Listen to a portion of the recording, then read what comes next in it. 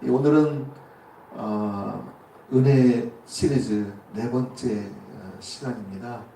오늘은 은혜 안에서 자라가라 라는 제목을 가지고 함께 은혜를 나누기를 원합니다. 우리의 구원은 한마디로 은혜로 주어진 것입니다. 아멘. 우리의 구원은 은혜와 진리가 충만하신 예수 그리스도로 말미암아 오직 은혜로만 주어진 것인 줄 믿으시기를 바랍니다. 아멘. 그래서 우리를 살리신 그 주님의 은혜의 성격이 뭐냐? 은혜의 성격은 단회적이고 또 단발적인 것이 아니다. 하나님의 은혜는 한 번 이렇게 주어졌고 그리고 끝나는 게 아니다. 하나님의 은혜는 어떤 성격이 있느냐? 주님 다시 오실 때까지 우리가 예수님을 믿고 주님이 다시 오시는 그날까지 또 그 이후도 넘치겠지만 우리가 이 세상을 살아가는 날 동안 계속적으로 역동적으로 우리 가운데 부어주시는 그 은혜인 줄 믿으시기를 바랍니다. 아멘. 그래서 하나님의 은혜가 없이는 우리가 살 수가 없고요. 하나님의 은혜가 없이는 단 하나도 주님이 하실 수 있는 일들을 이루어낼 수가 없습니다.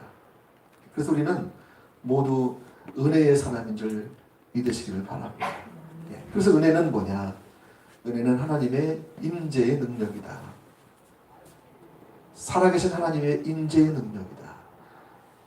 그리스도인이 누구냐? 이렇게 하나님의 은혜를 덧입은 자요. 또 하나님의 임재의 능력으로 우리의 등을 떠미시는 하나님의 그 능력으로 우리가 살아갈 수 있는 그런 자인 것을 믿으시길 바랍니다. 어떤 신학자는 은혜를 정의하기를 이렇게 정의했어요. 은혜란 신자를 다스리시는 하나님의 통치 방법이다. 즉 은혜란 단지 죄인을 용서해 주시는 하나님의 은총일 뿐만 아니라 성도 안에 있는 하나님의 인격적이며 지속적인 거룩한 영향력을 말한다. 이렇게 말했어요. 하나님의 은혜는 단회적이 아니라는 거예요. 일괄적인 게 아니라는 것이고 지속적인 거라는 거예요. 그래서 인격적이고 지속적인 거룩한 영향력을 드러내고 있다. 그러니까 혹시 여러분이 하나님의 자녀라면 지금 그 하나님의 지속적이고 거룩한 영향력 아래에 있는 거예요. 은혜 아래에 있는 거예요. 아멘? 예. 쉬운 말로 은혜는 한 번 받고 마는 것이 아니라 보배로우신 우리 주님이 다시 오실 때까지 우리를 양육하시고 우리를 성숙시키시고 마침내 주님의 장성한 분량에까지 자라나게 하시며 지속적으로 우리의 삶 가운데 부어져서 우리의 부르신 목적을 이루시는 하나님의 손길이다. 좀 길립니다. 하나님의 손길이다. 아멘. 그래서 여러분이 하나님의 은혜 이 말만 들어도 그냥 눈물이 주르르 그러시는 분이 있어요. 왜냐하면 나의 나된 것이 주님의 은혜가 아니었으면 내가 여기 감히 여기 설 수도 없고 이렇게 내가 살아있을 수도 없고 그렇다는 거죠. 위험한 고비 때마다 또 어려울 때마다 또 죽을 고비 때마다 하나님이 나를 지키시고 보호하시고 나와 함께 하심으로 그 임재의 능력을 부어주심으로 나를 살리셔서 내가 여기까지 있는 것이죠. 아멘. 그래서 나의 나된 것은 주님의 은혜인 줄 믿으시길 바랍니다. 그래서 이 은혜를 이렇게 정확히 좀 더 알기 위해서는 구원의 세 가지 시제를 정확히 좀 알아야 돼요. 우리가 전에도 말씀드렸지만 우리 구원은 칭의가 있고 신학적으로 성화가 있고 영화가 있다 말씀드렸죠. 예. 그래서 이 세 가지 모두를 구원의 세 가지 영역으로 표현할 수가 있어요. 구원이 뭡니까? 했을 때 칭의요, 성화요, 영화입니다.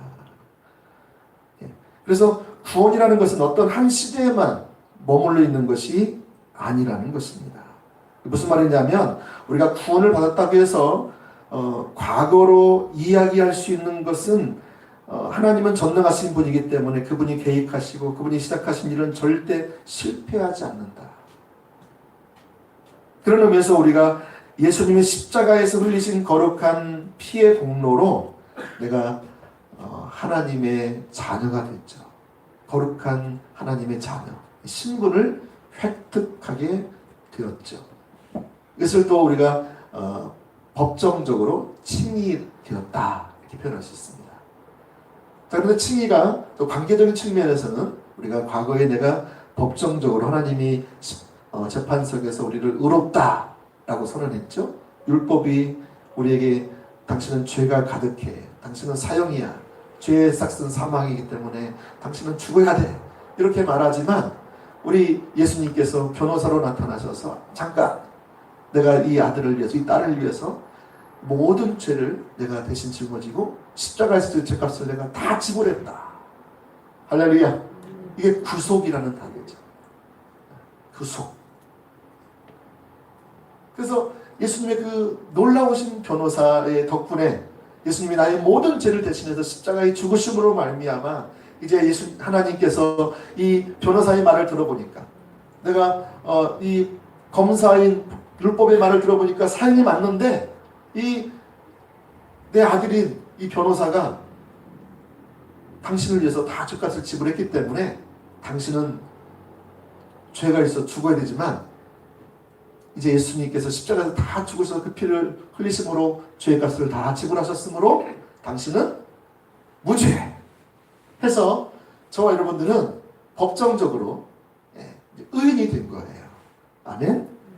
자, 그러면 의인이 됐기 때문에 끝났냐? 이제 많은 사람들이 그렇게 생각하는 거죠.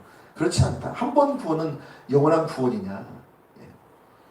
여러분, 법정적으로 내가 의인 되었으면 이제 남은 생활은 어떻게 살아야 돼? 주님 오실 때까지 의인으로 살아야 되겠죠. 내가 의인이 된 것으로 만족하지 말고 신분적으로 내가 과거에 의인 된 것을 만족하지 말고 의인에 합당한 삶을 살아야 되겠죠. 그렇죠? 그래서 그것이 내가 매일매일 주님 앞에 의로와지기, 내가 주님 앞에 서기 위해서는 이 칭의를 도제해서 나가는 거예요. 그것이 관계론적인 칭의적입니다. 관계론적인 칭의. 제가 전에 설교를 들었는데 혹시 잘 이해가 안 되시는 분들은 3주 전인가 4주 전에 제가 했던 설교를 들어보시면 잘 나와 있습니다. 그래서 내가 매일매일 오늘도 주님 앞에 설 때에 내가 그 예수님의 십자가의 공로만을 의지해서 그 예수님의 십자가에서 이룬 의만을 의지해서 앞에 설 수 있는 거예요. 당당하게. 내가 죄를 졌지만, 내가 주님 앞에 합당하지 않지만, 내가 주님 앞에 정말로 엉망인 삶을 살았다 할지라도 그 십자가의 의를 의지해서 오늘 주님 앞에 담대히 나가는 거예요. 할렐루야. 예, 아멘. 그래서 우리가 이제 날마다 그 의를 의지해서 살아가고 이제 주님 심판대 앞에 가서 설 때도 십자가의 의를 의지해서 서는 거예요. 우리는 다른 거 가지고 설 수 있는 게 없습니다. 우리 행위로 구원 못 받습니다. 우리가 교회 평생 한 번도 잘 안 빠지고 11조를 한 번도 안 빠지고 봉사를 거의 다 하고 살았다 할지라도 여러분이 예수님의 십자가의 공로를 의지해서 아버지 앞에 서지 않으면 구원 못 받습니다. 여러분 많은 헌신을 할 때 할지라도 물론 구원 받은 사람이 그렇게 헌신할 수 있어요. 근데 구원 안 받았는데 그 헌신도 할 수 있는 사람이 있는 거예요. 여러분이 십자가에서 죽으신 예수 그리스도의 보혈의 피를 의지해서 아버지 앞에 담대히 나아가 아버지와의 친밀한 관계성 속에서 그분과 화목되어서 그분 앞에서 즐거워하고 기뻐하고 그런 관계성 가운데서 여러분이 그런 봉사들을 한다면 그것은 당연히 구원에 이르는 것 열매들이겠죠. 근데 그런 그 칭의와 성화의 그런 과정을 없이 그냥 여러분 행위만 하고 있다라면 내 구원이 진짜 구원인가 확인을 하셔야 돼요. 자, 그래서 여러분 구원의 이 세 시제를 우리가 정확하게 알아야 합니다. 이처럼 우리는 과거에 구원을 받았고 또 우리가 매일매일 구원을 지금 받아가고 있습니다. 아멘? 네, 지금 우리가 매일매일 구원을 받아가고 있어요. 의인으로 살아가면서. 그래서 구원이라는 것은 우리가 이 죄된 육신을 벗고 하나님께서 준비해 주신 눈부신 새 몸을 입고 영원한 새하늘과 새 땅에 입성하는 그날 완성이 되는 것이므로 우리는 지금 구원을 받고 있다라고 이야기하는 거예요. 아멘. 그리고 그런 의미에서 우리의 구원은 아직도 진행 중이고 이제 구원의 미래 시제, 다시 말해 우리가 구원될 거예요 앞으로. 그렇죠? 그래서 사도 바울은 우리에게 구원을 말할 때에 두렵고 떨림으로 구원을 이루라. 여러분 마태복음 25장에 보면 예수님께서 두 가지 비유를 주신데 그 중에 하나가 뭐냐면 양과 염소를 모으세요. 예수님이 재림하셔서. 그래서 양과 염소를 모은다. 이 오른쪽에 누굴 놔요? 양이 있어요. 왼쪽에는 염소가 있어요. 자, 누가 구원받을까요? 양이 구원받죠. 염소는요? 구원 못 받는 거예요. 그럼 양이 누가 양이에요? 어떤 사람이 양일까요? 염소는 어떤 사람일까요? 염소는 내가 구원받는 게 확실해. 저 사람은 죄인이 분명해. 이런 사람이 염소일 수 있어요. 그러면 진짜 양은, 주님의 양은 어떤 양일까요? 혹시 내가 염소가 아닐까? 내가 지금 주님 앞에 하나님의 자녀로 내가 부르심 받았지만 내가 매일매일 살아가는 이 삶이 너무 불만족스러워. 하나님도 가까이 나아가고 하나님도 가까이 뵙기를 원하고 그분을 더 사랑하기 원하고 그분께 내 모든 삶을 다 드리길 원하는데 내 삶을 보니까 그렇게 하지 못하는 것 같아. 너무 실망스러워. 그래서 회개하면서 하나님 은혜를 구하면서 하나님 어떻게 해요? 저를 도와주세요. 여러분 양은 이런 마음이 있는 거예요. 두렵고 떨리는 마음으로 구원을 이루어가는 사람이 이 사람이라는 거예요. 할렐루야. 예. 여러분 그래서 빌립보서 2장 12절 말씀에도 이렇게 나와 있습니다. 빌립보서 2장 12절에 그러므로 나의 사랑하는 자들아 너희가 나 있을 때뿐 아니라 더욱 지금 나 없을 때에도 항상 복종하여 두렵고 떨림으로 구원을 이루라. 두렵고 떨림으로 구원을 이루어가라. 여러분은 내가 완전한 그 의인으로 내가 칭함되었지만 아직 의인이 못된 거예요. 이 사이에 여러분이 살고 있는 거예요. 그래서 두렵고 떨림이 있어요. 그래서 겸손하죠. 겸손하죠. 그 두렵고 떨림의 자세 중에서 겸손함이 있는 거예요. 그게 은혜를 부어주시잖아요. 겸손한 자에게 하나님은 은혜를 부어주시지만 교만한 자를 하나님께서는 은혜를 붓지 않으시죠. 여러분 그래서 우리를 구원하시는 하나님의 은혜는 이처럼 단발적이고 이례적인 것이 아니라 우리가 영화의 단계, 아까 말씀드린 대로 우리가 주님 다시 오실 때 내 몸이 영화로운 부활의 몸으로 변화되고 우리의 구원이 최종적으로 완성되는 것이 영화인데 이때까지 지속적으로 우리의 삶에 영향을 미치는 것이 뭐냐? 은혜다. 그래서 그러면 우리는 은혜의 단비를 매일매일 맞으며 주님과 동행해야 돼요. 내가 혹시 은혜의 단비가 내려지고 있지 않다. 그러면 은혜 주님 앞에 은혜를 구해야 되겠죠. 하나님 왜 단비가 그쳤죠? 왜 하나님이 함께 하시는 그런 일들이 일어나고 있지 않죠, 내 삶에? 여러분 예수 안 믿는 사람들은 어차피 예수님이 없어요. 은혜가 없어요. 그래서 그 은혜의 단비가 없어요, 당연히. 근데 하나님만이 뒷받침하는 삶, 하나님이 말씀하시면 그 말씀대로 내가 순종했더니 그 말씀을 이루어 주셔. 그리고 실제 하시는 그런 삶을 내가 살아가야 되잖아요. 하나님 살아계신 것을 우리가 알죠. 또 세상 사람들도 야 하나님 죽은 하나님 줄 알았더니 저 사람 보니까 저 교회 보니까 하나님이 살아계시지 뭐야. 그래도 하나님께 분들이 돌아오지 않겠어요? 야 내가 이렇게 살면 안 되겠구나. 아멘. 여러분 그래서 첫 번째 은혜가 구원받은 성도의 삶을 지배한다. 따라서 해보세요. 은혜가 구원받은 성도의 삶을 지배한다. 자, 이게 어디 나와 있습니까? 오늘 함께 읽은 6장 14절 말씀에 보면 잘 나와 있죠. 한번 보겠습니다. 예. 죄가 너희를 주장하지 못하리니 이는 너희가 법 아래에 있지 아니하고 은혜 아래에 있습니다. 너희가 예수를 믿어서 의롭게 됨으로 말미암아 이제 너희가 더 이상 죄의 지배 가운데 있지 않고 은혜의 지배 가운데 있게 된다. 그래서 우리의 삶은 은혜에 의한 삶이 되어야 되는 거예요. 아멘.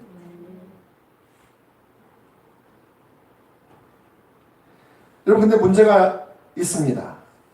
그 문제가 뭡니까? 문제는 죄가 우리를 지배하는 것 같거든요. 여러분, 그걸 못 느끼십니까? 내가 하나님의 이제 은혜가 나를 지배하고 죄가 더 끝났다 했는데 내 삶을 보니까 뭐가 여전히 남아있어요? 죄가 지배하는 것 같아요. 하나님의 은혜로 예수 그리스도를 마음속에 구세주와 주님으로 영접한 자, 그 이름을 믿는 자들에게는 하나님의 자녀가 되는 권세를 주셨고 그 하나님의 자녀는 더 이상 죄가 그의 삶을 주관하지 못한다고 성경이 말하고 있어요. 여러분, 얼마나 말하고 있습니까? 여기 로마서 5장, 6장 계속 보시면 죄가 너희를 주관하지 못한다. 어떻게 그럴 수 없느니라. 어떻게 은혜를 더하게 하려고 죄에 구할 수가 있겠느냐라고 말하면서 하고 있고요. 그리고 15절도 보니까 그런즉 어찌하리 우리가 법 아래 있지 아니하고 은혜 아래에 있으니 죄를 지으리요. 그럴 수 없느니라. 그럴 수 없다고 성경은 말하고 있어요. 사도 바울은 우리가 예수를 통해서 예수 믿어서 의롭게 된 사람은 이제 은혜에 들어가서 은혜의 지배를 받기 때문에 그냥 죄를 짓지 않는다고 말하고 있어요. 근데 우리는 죄를 져야 안 져요? 이게 딜레마예요. 야, 이거 어떻게 되는 거야? 아니, 성경에서는 이제 은혜의 지배 아래 있기 때문에 더 이상 그럴 수 없어. 그냥 죄를 지을 수 없어. 죄의 지배를 받을 수 없어라고 말하고 있는데 우리의 삶, 내 삶을 바라보면, 우리 가족의 삶을 바라보면, 우리 교인들의 삶을 바라보면 예수 믿는다는 사람들이 죄의 지배 가운데 있는 사람들이 너무 많은 거예요. 여러분, 이 코로나 시대에 왜 한국교회가 세상 사람들로부터 이렇게 멸시를 당하고 예수 믿는 사람은 그냥 치를 떠는 막 그런 일이 왜 일어나고 있습니까? 우리 은혜의 지배 아래 있으면 그게 가능하겠습니까? 왜냐하면 죄의 지배 가운데 거하기 때문에 그 열매가 나타나기 때문에 그런 거예요. 예수 믿는다며 은혜 아래에 있다며 왜 그런데 죄의 열매들이 가득한 삶을 살고 있냐 이거예요. 세상 사람들은 아이러니예요. 여러분, 왜 우리는 죄의 지배에 꼼짝 못하고 당하고 말까요? 그 이유가 뭘까요? 하나님의 택함을 받은 하나님의 백성이 하나님의 은혜로 거듭나게 되면 성경의 말씀대로 죄의 절대적인 지배는 종식됩니다. 아멘? 그러나 죄의 오염과 부패성과 영향력은 여전히 그 성도 안에 머물러 있다. 이것을 간과해요. 뭐가 남아있다고요? 죄의 부패성과 영향력이 남아있다.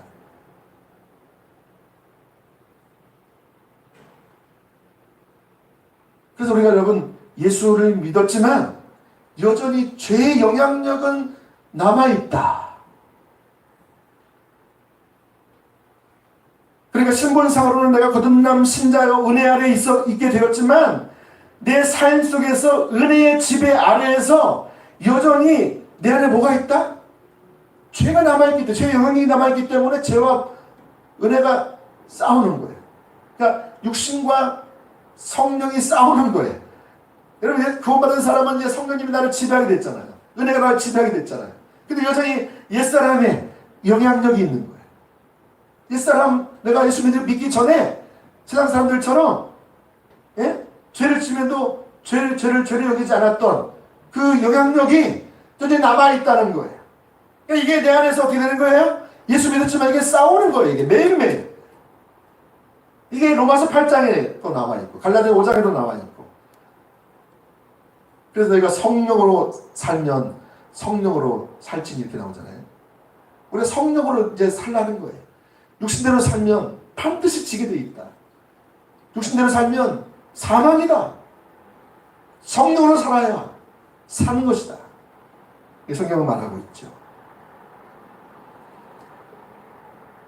여러분, 우리가 왜 지금 구원받았는데 은혜의 지배 가운데 살지 못하는가? 그 이유는요, 여러분이 죄의 영향력에 거기에 동조하기 때문에.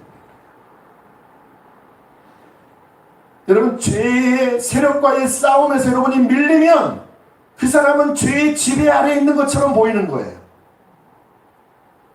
그렇죠? 왜 우리가 이 코로나 시기에 한국교회가 욕을 먹고 신자들이 욕을 먹냐? 죄와의 싸움에서, 치열한 싸움에서 치고 있기 때문에 그래요. 그러니까 죄에게 밀리는 거예요. 그러니까 죄의 지배를 받고 있는 거예요. 내가 성령의 지배, 은혜의 지배를 받아야 되는데, 그래야 죄를 확 이겨서 그냥 모가지를 잡아가지고 그냥 확 비틀어가지고 승리할 수 있는데, 이 죄에게 자꾸 내준 거예요. 생각 속에서, 감정적인 영역에서, 내 말, 행동 속에서 자꾸 내줘요. 그러니까 여러분, 죄에게 자꾸 그 내주기 시작하면요, 나중에 죄가요 힘을 얻어요. 죄가 원래 힘이 없었는데 여러분 자꾸 죄에게 지고 또 지고 또 지고 해보세요. 그럼 죄가 그걸 통해서요 권위를 얻어요. 군대 가면은요 상급자 있잖아요. 하급자가 있고. 우리 창현 형제 제가 했죠 지금은. 우리 찬우가 지금 공익하고 있는데, 군대 가면은요 계급이죠. 계급이 지배하는 거예요. 계급이. 근데 여러분 나이가 어려도요, 상급자가 나이가 어려도요, 내게 계급이 병장이고 나는 일병이다 그러면요, 그 내가 나이가 많아도 네! 그랬더니 딱 이렇게. 야 너가 뭔데 그래, 너 나이가 어리잖아 이랬다가는 용창 나요. 용창. 큰일 나는 거예요. 관심사병 되네. 관심사병. 요즘 관심사병 많대요. 그런 걸 잘 못해가지고.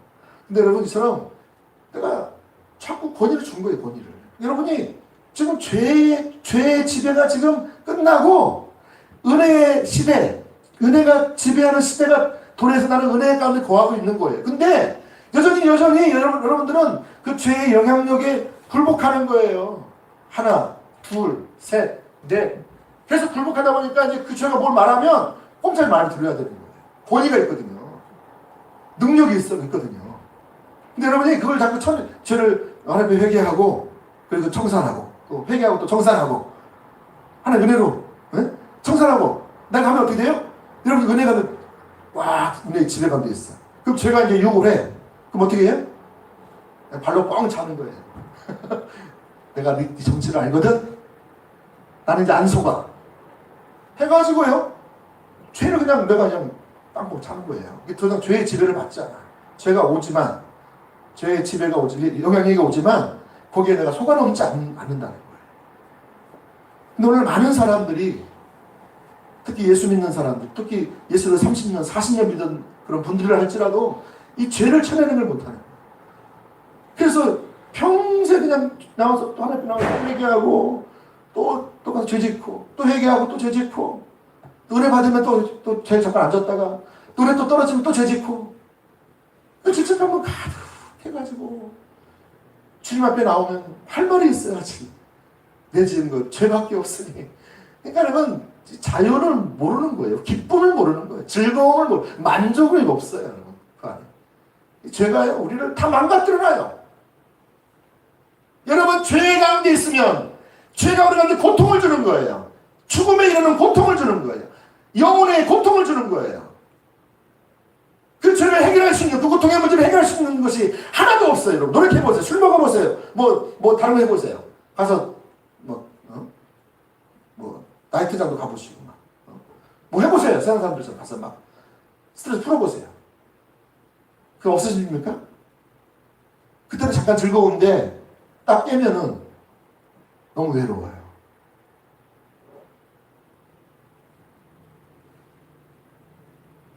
나아진 게 없는 거예요. 더 나빠진 것 같아요.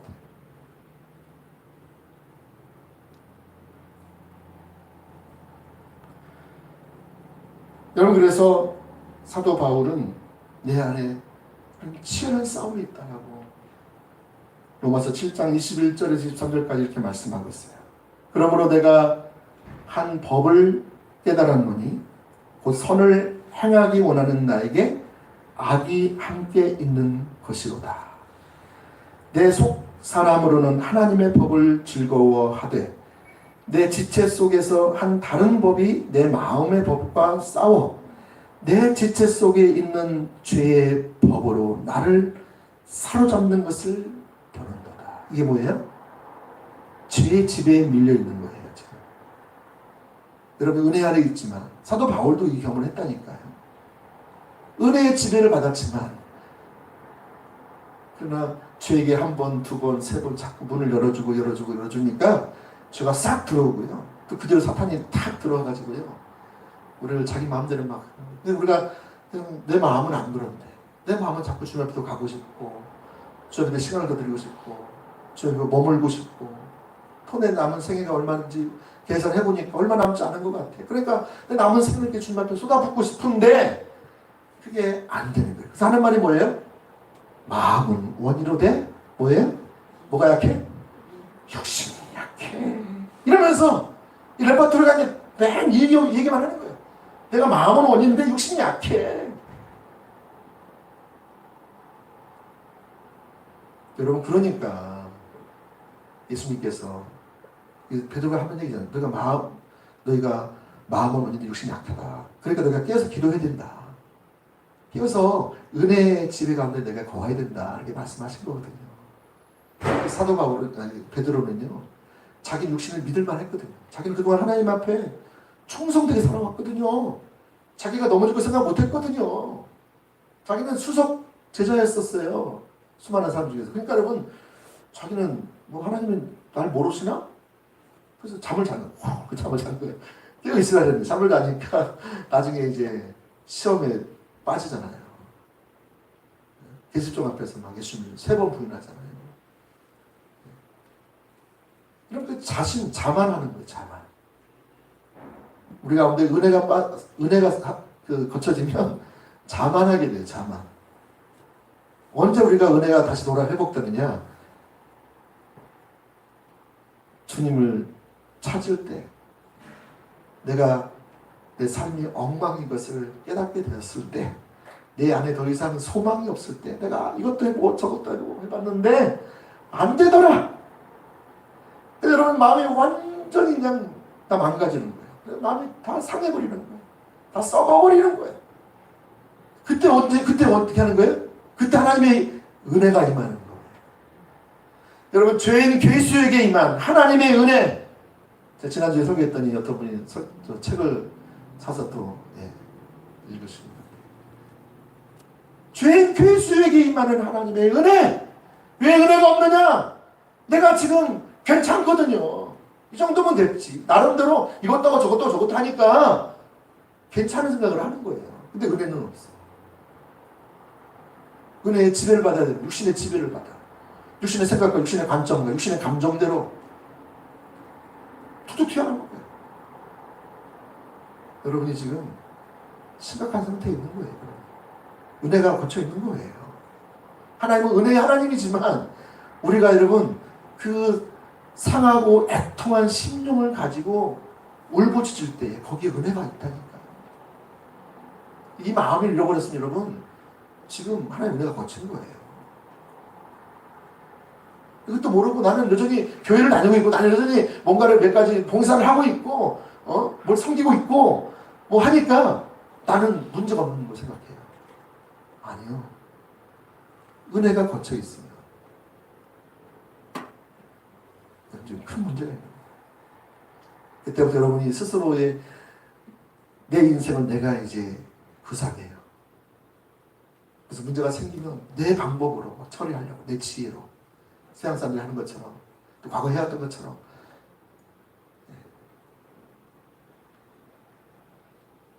자, 그래서 두 번째로 넘어가겠습니다. 두 번째는 이처럼 하나님의 은혜가 우리를 지배하지만 두 번째는 죄가 절대로 지배할 수 없다.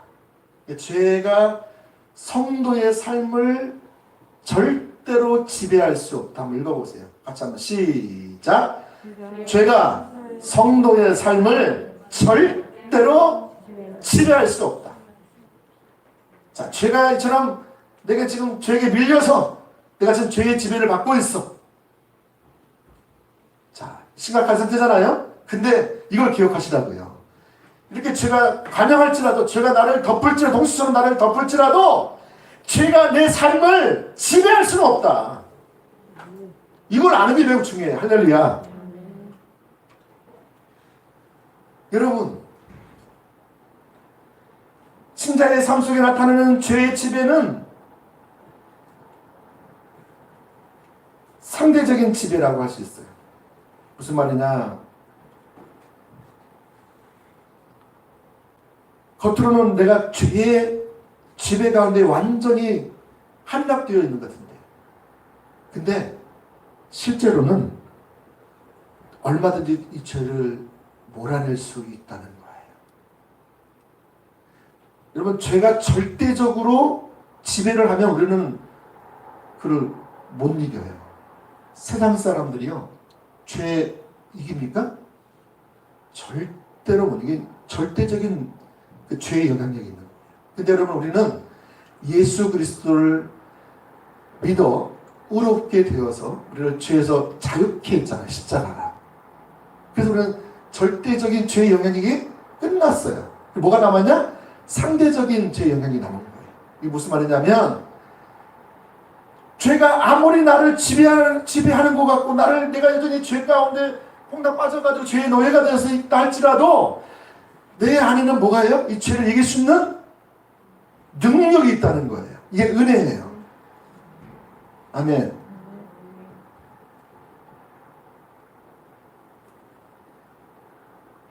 그래서 여러분, 우리는 성령의 인도를 받으면 우리는 언제든지 죄의 영향력에서 벗어나서 은혜의 지배 아래서 승리할 수 있다는 것입니다. 아멘. 존 오웬이라는 분이 책 제목을 죄 죽이기라는 제목이 있어요. 혹시 여러분 가운데 관심 있으신 분들은 요즘 죄의 지배, 은혜의 지배 이런 관계에 대해서 이분 책을 많이 썼어요. 관심 있으시면 그러면 찾아가 보시면 많이 있을 거예요. 오늘 설교 듣고 잘 이해가 안 된다. 나는 은혜의 지배 아래에 있는 것 같은데 요즘 죄의 지배가 아래에 있는 것 같다. 그러면 그렇게 좀 찾아서 책도 좀 읽어보시고 정리하시고 또 성경을 찾아보시고 또 하나 기도하시면서 은혜를 구해 나가시면 반드시 여러분이 이게 실제가 될 거예요. 설교 한 번만 듣고 끝나면 안 돼요, 여러분. 듣고 나서 더 주님을 찾으셔야 돼요. 은혜 안에 내가 거하기 위해서. 자, 그래서 죄 죽이기라는 책을 썼는데, 우리 성도들은요, 이 죄 죽이기의 삶을 열심히 살아야 돼요. 여러분이 은혜의 지배 아래서 거하고 은혜 안에서 여러분이 자라나기 위해서는 죄를 죽이는 이 연습을 계속해야 된다고요. 그래서 베드로서 3장 18절인가요? 보면 너희는 그리스도를 아는 지식과 그 은혜에서 자라나라 이렇게 표현하고 있어요. 은혜에서 자라나라. 은혜에서 어떻게 자라나? 여러분, 은혜의 지배 아래에서 거하는 이 훈련이 필요하다는 거예요. 훈련이 필요해요. 그냥 가만히 있으면 내가 은혜 지배 아래 거하는 게 아니에요. 여러분, 가만히 놔두면 우리는 금방 자기 중심으로 돌아갈걸요. 내가 예수를 믿었지만 내가 지속적으로 성령님께 도움을 구하고 그분과 교제하고 그분의 인도를 받지 아니하면 우리는 금방 육신으로 돌아가요. 자기 중심으로 돌아가요. 누구한테 안 알려준대. 금방 돌아가요. 죄의 지배가 금방 거예요. 흑암이 그냥 확 덮치는 거예요. 여러분이 죄를 죽이는 거, 이걸 계속 하셔야 돼요. 매일매일. 아멘? 그렇지 않으면 여전히 남아있는 그 죄의 영향력이 여러분의 삶을 순식간에 지배하게 된다는 것입니다. 그러면 그 사람이 아무리 예수 믿는 사람이라고 할지라도 불신자와 똑같이 더럽고 추악한 삶을 살아가요. 방탕한 삶을 살아가는 거예요. 여러분, 그 삶을 매일매일 안 하면 그렇게 됩니다. 저도 그렇게 돼요.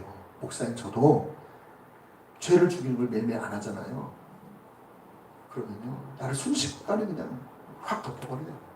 죄가.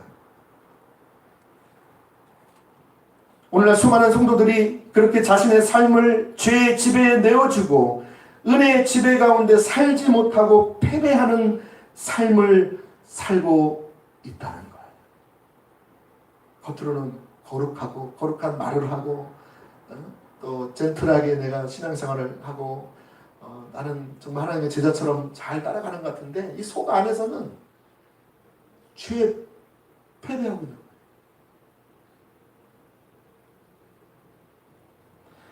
여러분 성도들이 하나님의 은혜를 입어 예수님을 영접하는 순간 그들의 삶은 은혜의 지배 아래 놓인다고 말씀드렸어요. 바로 그때 그를 지배하던 죄의 허리는 꺾여버리는 거예요. 예수 믿는 순간 죄의 허리는 꺾여버려요. 그러나 그 죄라는 놈은 여전히 자기의 노예였던 그 사람을 놓아주려고 하지 않아요.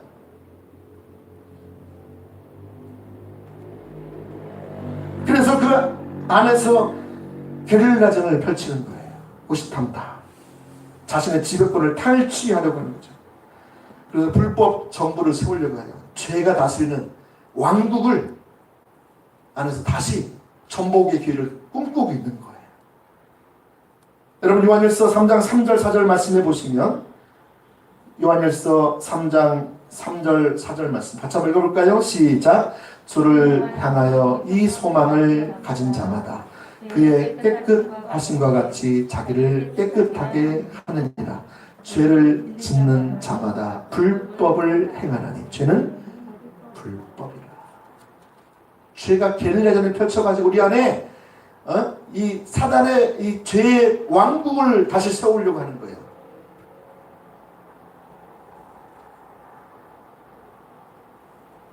여러분 어떻게 그 왕국이 세워질까요? 여러분이 죄의 지배에 빠지지 않고 은혜로운 삶, 은혜의 지배 가운데 자라나는 삶, 그래서 승리하는 삶을 살기 위해서는 이것을 알아야 돼요. 내 안에서 어떻게 죄의 왕국이 세워지는 거예요. 여러분 과거에 빨치산이죠. 빨치산. 지리산에 숨어들었던 빨치산. 그들이 이 정부군이 와가지고 막 우리나라 군인들이 와가지고 다 잡으려고 했는데 잡았어요? 못 잡았어요? 잘 못 잡는 거예요. 막 도망다니고요. 근데 왜 못 잡았을까요? 왜 그 빨치산들을 못 잡았을까요? 보니까 빨치산들을 도와주는 동조자들이 있었더라고요. 그들에게 먹을 것 갖다 주고 숨겨주고 동조자들이 있었어요. 그들은 식량을 주었어요. 마찬가지로 여러분 은혜의 정부가 내 안에서 들어서서 은혜의 왕국이 세워져야 되는데 이 우리의 마음 안에서 죄의 게릴라 정부가 지속적으로 힘을 발휘하게 되는 이유가 뭐냐면 내 자신이 이 죄의 세력에 동조하는 거예요. 자꾸 먹을 걸 주는 거예요. 죄에게 자꾸 먹을 걸 줘요. 야 먹어라. 먹어라. 내가 먹이가 되는 거예요.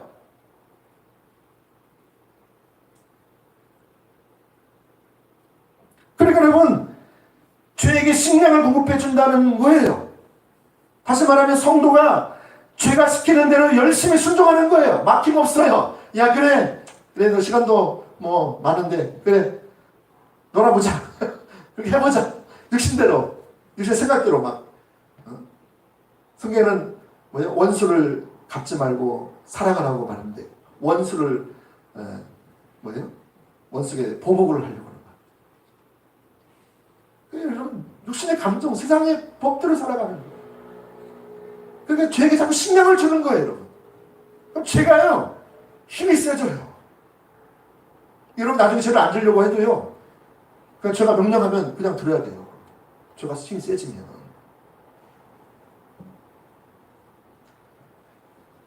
그래서 성경에서는 너희가 죄에게 너희 몸을 드리지 말아라 하겠어요. 로마서 6장 12절, 13절에 보면 이렇게 나와 있어요. 로마서 6장 12절 13절 그러므로 너희는 죄로 너희 죽을 몸을 지배하지 못하게 하여 몸의 사욕에 순종하지 말고 13절 읽을까요? 시작. 또한 너희 지체를 불의의 무기로 죄에게 내주지 말고 오직 너희 자신을 죽은 자 가운데서 다시 살아난 자 같이 하나님께 드리며 너희 지체를 의의 무기로 너희 이 지체를 불의의 병기로 죄에게 주지 말고 의의 무기로 하나님께 드려라. 이게 여러분 은혜 아래 사는 방법이에요. 은혜의 지배 가운데 내가 매일매일 승리할 수 있는 그 방법이에요. 여러분, 이렇게 거듭난 성도들은 하나님의 말씀 앞에 순종하여 자기 안에 작은 세력으로 남아있는 이 죄를 매일 죽이는 삶을 살지 않으면 언제든지 은혜의 정보가 함락돼요. 그렇다고 구원이 취소되는 건 아니에요. 어떤 분은 그것 때문에 또 구원까지 내가 죄의 지배를 너무 당하다 보니까 나는 구원받지 않은 것 같아. 이렇게도 생각하는 분이 있어요. 아니에요. 아까 법정적으로 말씀드린 칭의. 제가 여러분 은혜를 알기 위해서는 세 가지를 구원의 세 가지 시대를 알아야 되잖아요. 칭의, 성화, 영화. 이 칭의는 내가 하나님 선고하셨다고 이미 십자가 이미 끝냈어요. 여러분은 그걸 다시 죄의 지배를 여전히 받고 있다고 해서 그 성화가 그 칭의가 취소되는 건 아니에요. 이미 예수님의 값을 이미 다 지불하셨거든요. 할렐루야.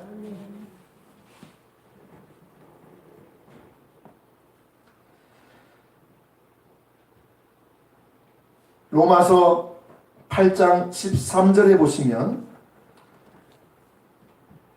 성도가 죄에게 순종하면 죄에게 식량을 주는 것이고 성도가 성령님께 순종하면 성령님이 힘을 얻어서 여러분을 지배할 수 있는 거예요. 그래서 8장 13절 보면 이렇게 되어 있죠. 너희가 육신대로 살면 반드시 죽을 것이로되 영으로서 몸의 행실을 죽이면 사는 영으로서 성령으로서 성령의 지배 가운데 너 자신을 내어드리면 육신을 따라서 살지 않게 된다.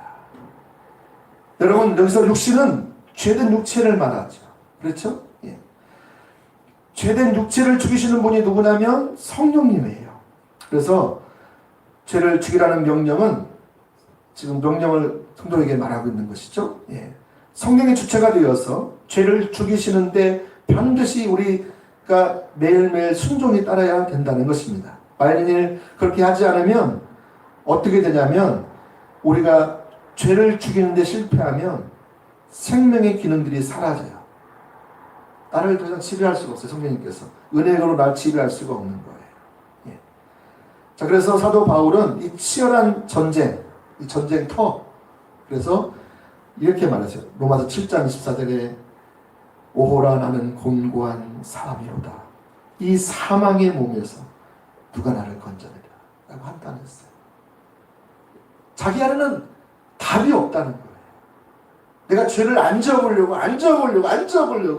이를 악물고 무하고 막 했는데도 죄를 못 이긴다는 거예요.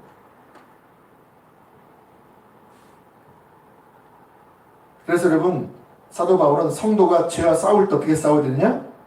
피가 흐를 정도로 싸워야 된다. 피가 흐를 정도로 싸워야 된다. 히브리서 12장 4절에 나와 있죠.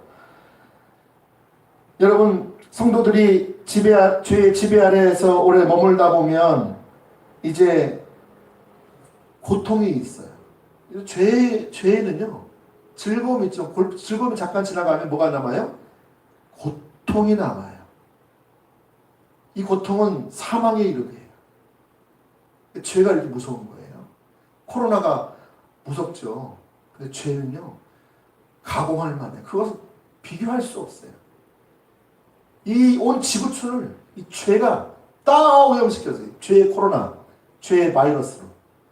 사람을 다 사망에 이르게 하는 거예요.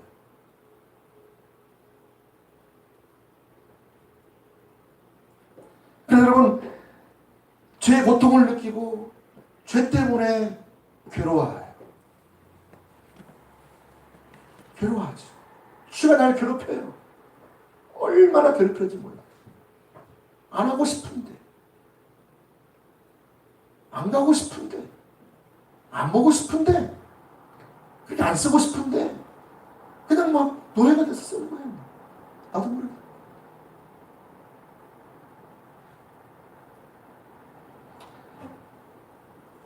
여러분 그래서 죄를 짓게 되는 것이죠. 그래서 시편 기자는 19편 13절에 주의 종에게 고의로 죄를 짓지 말게 하사 그 죄가 나를 주장하지 못하게 하소서. 그리하면 내가 정직하여 큰 죄가에서 벗어나겠나이다.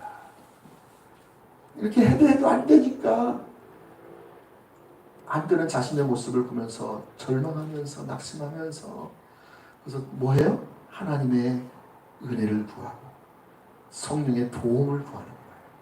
우리의 자원으로는 안 돼. 만약 됐다면 여러분 예수님께서 이 땅에 오실 이유가 없으셨어요. 우리 스스로가 이것을 죄의 문제를 해결하고 그 고통에서 내가 벗어날 수 있다면 예수님 오실 필요가 없었다니까요. 우리가 안 되니까 우리를 너무 사랑하셔서 그 고통에서 죄의 고통에 죄의 파멸에서 죄의 형벌에서 우리를 영원히 건져내시려고 예수 그리스도께서 이 죄인 괴수에게 임한 거예요. 아멘. 그래서 청교도였던 어떤 분은 이렇게 말했대요. 양심을 거스르는 죄는 살아남은 기도의 입을 막고 하나님 앞에 담대히 나아가지 못하게 하며 영혼의 자유를 빼앗아 간다. 이게 정확한 아닙니까? 내가 원하는 주님이 원하시는 그 삶을 영원히 살지 못하게 만드는 게 죄예요. 사실 우리가 범죄하는 것은요, 그 범죄 자체에 문제가 있는 게 아니고요. 지금 범죄를 저지르게 만드는 이 죄가 문제예요. 어떤 사람은 범죄하는 거 가지고 자꾸 한두 번 해결하면 된다 생각하는데, 여러분, 죄 문제가 해결돼야 범죄를 안 하게 되죠. 근데 이 죄 문제가 해결 안 되면은요, 계속 범죄하게 되는 거죠. 예수 믿었지만. 그래서 여러분, 이처럼 살아남은 이 성도의 입을, 기도를 막는데요. 숨을 못 쉬게 막는데요. 막고 하나님 앞에 담대히 나아가지 못하게 만들고 영혼의 자유를 빼앗아 가버린다는 거죠. 그래서 시편 19편의 다윗은 이렇게 말했어요. 이건 죄를 죽이는 거죠. 어떻게 죽여요? 14절에 보면 이렇게 죽이는 법 하나가 나와요. 같이 한번 읽어볼까요? 14절 시작. 나의 반석이시여 나의 구속자이신 여호와여 내 입의 말과 마음의 묵상이 주님 앞에 연락되기를 원하나이다. 주님, 내 입의 말과 마음의 묵상이 주님 앞에 연락되기를 원합니다. 할렐루야. 여러분, 그래서 우리가 죄를 쓰면, 죄에게 식량을 자꾸 갖다 주면 우리는 죄의 지배 아래 살 수밖에 없어요. 대신에 은혜를 쓰면 은혜가 증가해요. 은혜가 지배해요. 그래서 죄를 능히 이길 수 있어요. 전에 어떤 분이 그랬잖아요. 여기 창문을 비유로 들었잖아요. 창문을 이렇게 열면 바람이 밖에 들어오잖아요. 창문을 많이 열면 이 바람이 많이 들어오겠죠. 그렇죠? 근데 창문을 조금 열면 어떻게 돼요? 조금 들어오겠죠. 여러분이 이 죄를 자꾸 죽이는데 자꾸 이것을 많이 하면 여러분 성령께서 여러분을 지배하실 거예요. 성령의 바람이 들어와가지고 나를 충만케 해서 죄를 등에 이기게 하시고, 근데 죄를 죽이지 않고 계속 허용하고 죄에게 식량을 가지고 갖다 주면 어떻게 돼요? 죄가 여러분의 삶을 완전히 삼켜버릴 거예요.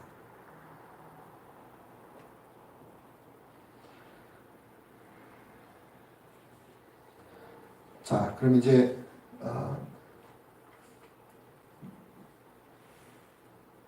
죄가 지배하면 나타나는 열매 보겠습니다. 네 번째인 거죠. 자, 그렇게 지금 죄가 지배하면 나타나는 열매가 있어요. 그럼 여러분이 지금 내가 죄의 지배가 되는 데 있는지 아니면 은혜의 지배가 되는지를 생각해 보세요. 자, 첫 번째로 내가 죄의 지배 아래 있으면 어떤 일이 일어나냐면 스스로 기꺼이 말씀을 통해서 영향을 받으려 하지 않아요. 다시 말씀드릴게요. 죄의 지배 가운데 여러분이 있게 되면 내 스스로 기꺼이 말씀을 통해서 영향을 받으려 하지 않아요. 말씀을 배우긴 배워. 근데 나에게 적용을 안 해요. 다른 사람이 이거 적용해요. 설교 듣긴 들어. 그걸 나에게 적용 안 해. 설교 들으니까 저 사람, 이 설교 저 누가 들어야 되는데 이렇게 생각하는 거예요. 여러분, 죄의 지배 아래 있는 사람들은 하나님의 은혜의 말씀이 그 속에 떨어지면 기쁘고 행복한 것이 아니라 부담스러워요. 저 내가 아는 말씀인데 쑥 지나가요. 그리고 꼭 저렇게만 살아야 돼? 저는 그랬잖아요. 야, 그 성경은 성경이고 십자가 복음은 십자가 복음이고 삶은 삶은 따로 살아야 된다는 거죠. 지혜롭게 좀 융통성을 발휘해서 살아야지. 여러분, 말씀이 더 이상 내게 영향력을 못 미친다는 거예요. 반면에 은혜의 지배 아래 있는 사람은 자신의 삶에 강력하게 영향을 미쳐요. 미치기를 허락해요. 그래서 여러분, 말씀 앞에 자신의 삶을 노출시켜요. 내가 그런 자라. 맞다고 주님. 제가 그런 죄인입니다. 라고 애통한 마음으로 주님 앞에 서는 거예요. 하나님 오셔서 나를 말씀대로 빚어가시죠.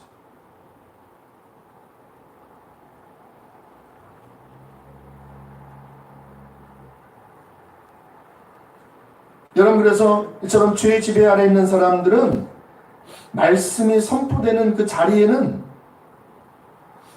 피해가는 여러 가지 이유를 대요. 근데 죄의 지배에서 벗어난 사람들은 말씀이 선포되는 그 자리에 무슨 일이 있어도 빠지지 않고 장성해요. 왜냐하면 이게 죄를 죽이는 거거든요. 여러분이 말씀을 들어야, 이게 내 말씀이 들어야 이 죄인가 죄가 아닌 것도 드러나잖아요. 자, 전에는 여러분 보세요. 전에는 도로가 안 나오고 아무런 횡단보도도 없었어요. 근데 아무런 맨 땅에 있을 때는 그냥 거기 걸어다도 괜찮았어요. 내 마음대로. 근데 거기에 어느 날 아스팔트가 깔리고 횡단보도가 생기고 신호등이 생겼다요. 그럼 여러분, 그때는 이제 여러분 마음대로 다니면 돼요, 안 돼요? 안 되죠. 근데 이게 생겼잖아, 이게. 말씀이 생겼잖아. 그러면 말씀을 내가 그 안에 이제 신호등을 지켜야 되잖아요. 그래야 내가 내 생명이 위협을 안 당하죠. 근데 여전히 옛날에 살던 것처럼 지금 횡단보도가 깔리고 신호가 생겼는데도 불구하고 그걸 무시하고 자기 마음대로 살아. 옛날에 아무도 없었던 것처럼. 자기가 법이야. 자기가 하나님이야. 하나님 자리에 가서 자기가 다 판단하고.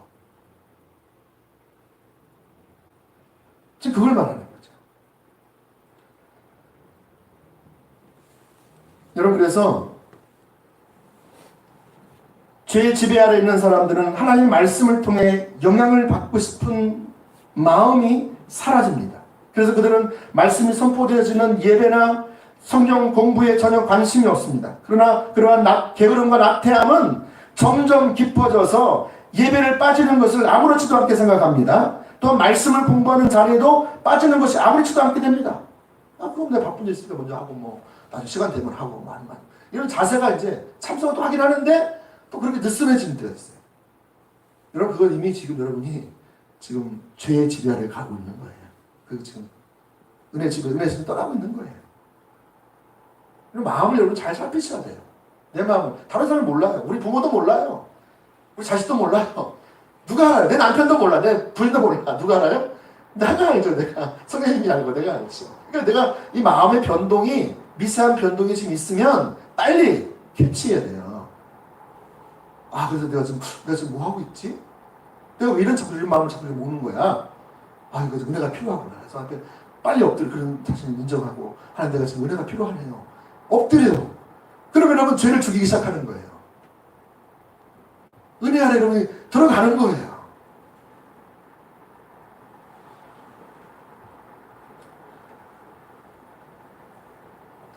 여러분, 성경을 읽고 싶은 마음도 사라지게 되어서 진지하게 성경을 탐구하는 일로부터 멀어집니다. 이러한 성도의 삶은 지금 하나님께서 매우 마음 아파하시는 걸 아세요?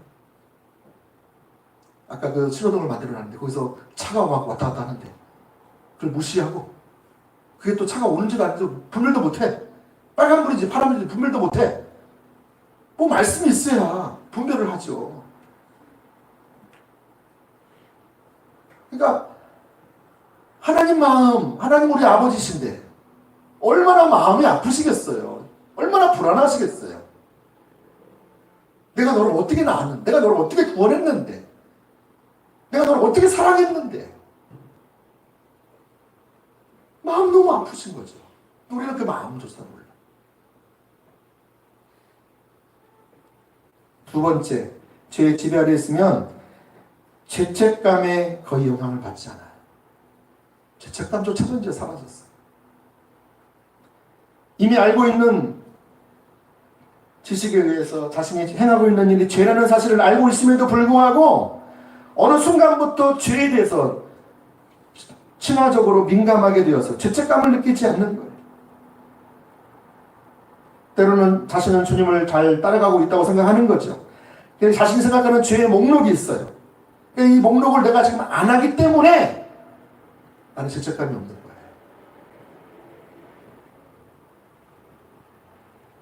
언제 우리가 자신이 생각한 죄의 목록들을 알게 됩니까? 내가 지금 죄의 목록이 10가지였었어. 이유는 잘 몰라. 근데 여러분, 이유에도 100가지가 있어. 죄의 목록이. 이걸 언제 알게 돼요, 여러분이? 성령님께서 깨닫게 해주실 때 알게 되죠. 근데 여러분, 성령님이 언제 우리 깨닫게 하세요? 우리가 주님을 찾을 때, 예배를 통해서 주님을 찾을 때, 기도를 통해서 주님을 찾을 때, 말씀을 통해서 주님을 찾을 때, 그 죄의 목록도 네가 알지 못한 죄의 목록들이 여기 더 많은 걸 보이잖아요. 그러니까 여러분 주님을 안 찾을 수가 없죠. 그러니까 우리는 그동안 내가 알고 있다는 생각하는 이 10가지 죄의 목록만 내가 잘 지키고 있으면 나는 괜찮다 생각, 안전하다 생각하는 거예요.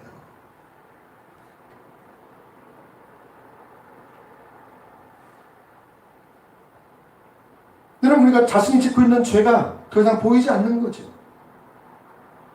근데 이 자세 또한 하나님 마음을 매우 아프게 하는 거 아세요?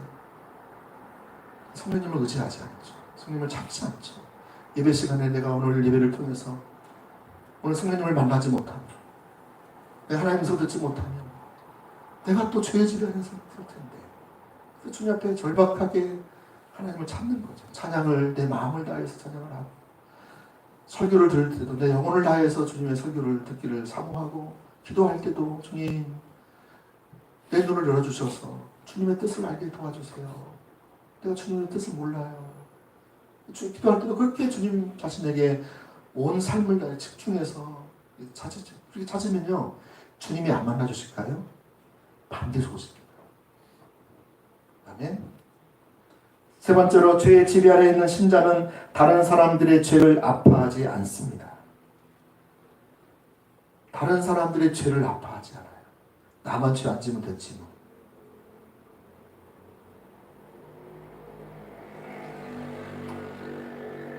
여러분, 우리 성도가 은혜의 지배 아래 있을 때는 자신만 거룩한 삶을 살아갈 뿐 아니라 다른 사람들을 향하여서도 같은 기대를 가져요. 그래서 내가 죄를 짓지 않는 것처럼 저 사람도 죄를 안 졌으면 좋겠다는 마음이 있죠. 왜냐하면 은혜의 지배 아래 있는 사람은 유일한 존재 목적이 자신만이 아니라 온 세상이 창조의 목적 아래로 돌아가서 하나님의 영광을 충만히 받아서 드러내는 삶을 살기를 원하기 때문에 그렇습니다. 그래서 다른 사람들이 죄를 짓는 것을 보거나 들을 때 마음이 아픈 거죠. 시편 119편 136절에 보면 그들이 저희가 주의 법을 지키지 아니함으로 내 눈물이 시냇물같이 흐르나이다. 누가 시냇물같이 눈물을 흘려요? 아비의 마음, 아버지의 마음을 가진 사람이 그러죠. 흘리는 거죠. 네 번째, 자신을 향한 하나님의 불쾌감이나 아픔을 인식하는 그런 지각들이 사라집니다. 은혜의 지배 아래 있을 때는 수시로 자신의 마음이나 행동에 대한 하나님의 좋아하심과 싫어하심을 예민하게 느껴요. 그러나 우리가 자기의 마음을 죄에게 점차 내어주고 또 내어주고 또 식량을 주고 또 주고 이렇게 하는 가운데 내 자신의 영혼의 상태나 내 마음과 내 마음의 생각들 그리고 실제로 나타나는 행동에 대해서 아파하시는 하나님의 마음을 전혀 느끼지 못한다는 거예요. 그래서 죄의 지배 아래 있는 성도들은 어리석을 정도로 무모하고 쉽게 범죄를 저지릅니다.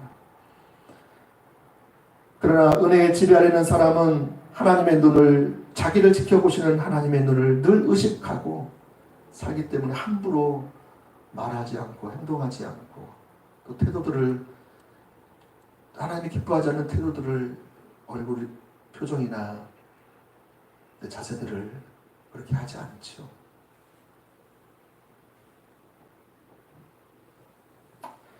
여러분, 그래서 시편 177편 6절 이하에 보면 이렇게 말하고 있습니다. 밤에 부른 노래를 내가 기억하여 내 심령으로 내가 내 마음으로 간구하기를 주께서 영원히 버리실까? 다시는 은혜를 베풀지 아니하실까? 그의 인자하심은 영원히 끝났는가? 그의 약속하심도 영구히 패하였는가?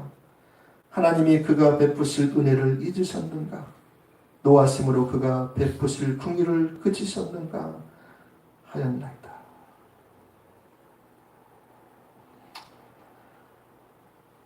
다섯 번째로는 죄의 지배 아래 있는 성도는 특정한 악에 대해서 상상을 합니다. 특정한 악에 대해서 상상력을 가져요. 그래서 죄는 제일 먼저 우리의 생각을 공격해요. 생각을 통해서 들어온 죄는 상상을 통해서 우리 사고 기능에 관여합니다.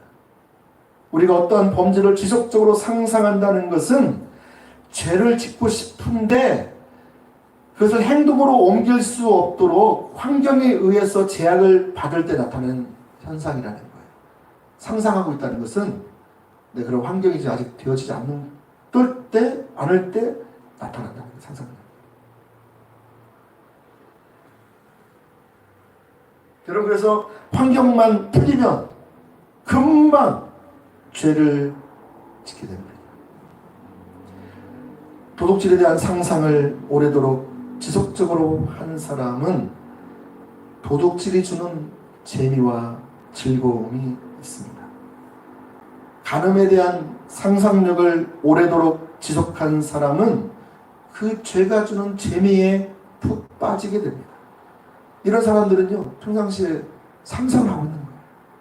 그래서 그게 딱 본인이 해야 된다, 환경이 좀 된다, 돈이 생기고 시간이 되고 어떤 기회가 되어지면 바로 죽는 거예요. 이 상상력, 혹시 여러분 가운데 가지고 있는 이 상상하는 것조차도 하나님이 아시는 거 아세요? 그렇게 상상되면요, 이게 우리가 한 번, 두 번 떠오르는 생각들은 어떻게 할 수 없어요. 그렇잖아요? 근데 이것이 집을 짓게 하지 않을 수 있어요. 그러니까 여러분, 전에 그런 말 있잖아요. 새가 가다가 똥을 싸요. 그러면 그거 피할 수 있어요, 없어요? 여러분, 피하십니까? 차에 들어 가보면 올라가면 새똥이 확 차에 올라가 있어. 그걸 못 피해요. 근데 그걸 못 피하지만 새가 내 머리에 와서 집을 짓는 건 못하게 할 수 있어요? 있어요, 없어요? 있어요. 그럼 어떻게 하면 못하게 할 수 있죠? 새가 와가지고 이 집을 지으려고 나무를 갖다 놓잖아요. 그러면 어떻게 해요? 나무가 있네? 또 갖다 놓으면 또? 그래서 빼면 집을 못 짓잖아요. 그죠? 그런 것처럼 여러분, 상상이 한 번, 두 번, 세 번 되면 이게요, 집을 준다니까요. 나중에 그 행동을 옮겨진다고요. 그러니까 여러분, 하나님 예민하게 있으면 여러분 상상조차도 죄된 것이면 빨리 예수 이름으로 끊고요, 은혜를 구하셔요. 아멘? 네. 여섯 번째로, 이것만 하고 마치겠습니다. 여섯 번째. 죄의 지배 아래 있는 사람은 죄 중음의 방편들을 소홀히 합니다.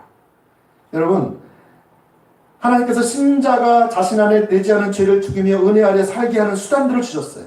아까 제가 말씀드린 죄를 죽이기 위해서 수단들이 있다고요. 이번에 우리 청년 리더십 제자학교에서는 그 수단들을 다시 세웠어요.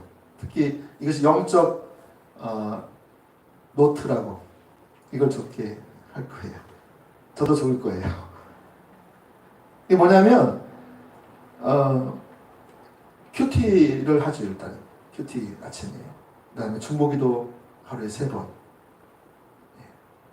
그리고 주중의 예배, 주일날 예배 참석뿐만 아니라 주중의 예배도 가급적 참석하는 1회 이상. 그리고 내가 미디어를 보는 그 내용을 적고 그 시간도 적는 거예요.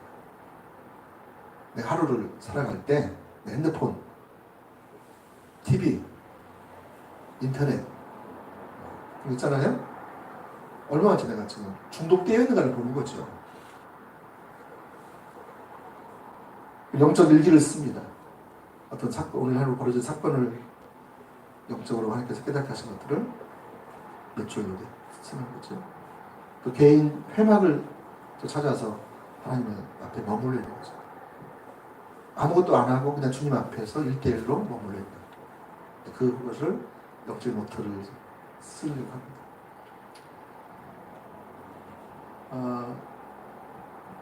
이게 수단이에요, 수단. 방편이라고요. 여러분이 은혜의 지배 아래 있게 하는 방편들이에요. 여러분 왜 은혜의 지배 아래 못 있냐?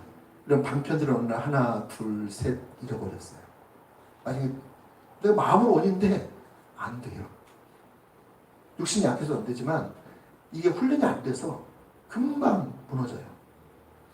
이것을 여러분 청년 때부터 딱 잘 해놓으면 내 평생에 주님 은혜가 나를 지배하는 삶을 살아갈 수 있지 않겠습니까? 할렐루야! 여러분 모두가 이렇게 되어지기를 축복합니다. 찬양 드리겠습니다.